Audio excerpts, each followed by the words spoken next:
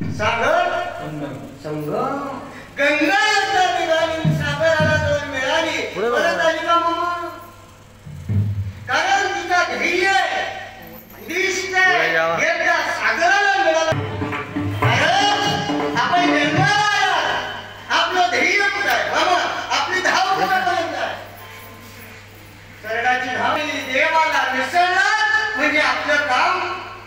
संपूर्ण मंडळी तसे जगद्गुरु तुकोबार आहे मंदिरामध्ये गेले पांडुरंगाला बघितलं डोळे भरून बघितल्यानंतर आनंद वाटला आणि आनंद वाटल्यानंतर आमच्या जगद्गुरु तुकोबार